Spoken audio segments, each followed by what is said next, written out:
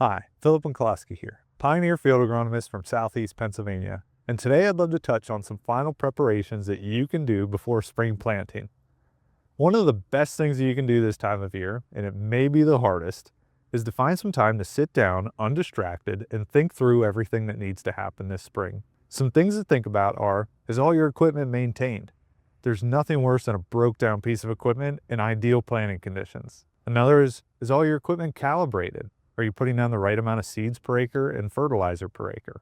The next thing to think about is, do you have all your fields planned out? Do you know which crops you want to put on which acres, and do you know which hybrids you want to put on those acres? Another thing is on-farm research.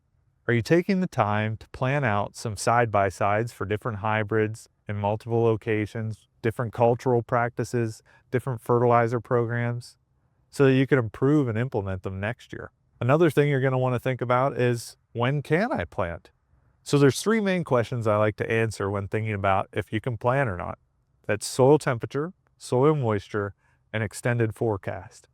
Soil temperature, the ideal is between 7 and 8 a.m., you want to be over 50 degrees at about 2 inches deep. For soil moisture, what I like to do is dig down to about 2 inches and do the soil ball test. Does the soil crumble in your hand? Is it smeary or a heavy clod? The main concern is creating soil compaction in your field and also having compacted sidewalls in your seed trench. And the last thing is your extended forecast. Here in Pennsylvania, it looks beautiful. It's 70s, 80s for the high, but the main thing you want to pay attention to is the nighttime lows. That's really what's dictating your soil temperature.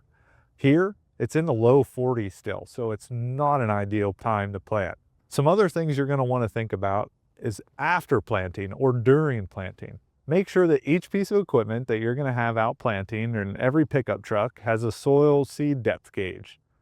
A seed depth gauge will allow you to measure and make sure you're planting at the right depth. And you can also use it to dig up your seeds and make sure you're not getting any sidewall compaction and that your closing wheels are doing a great job.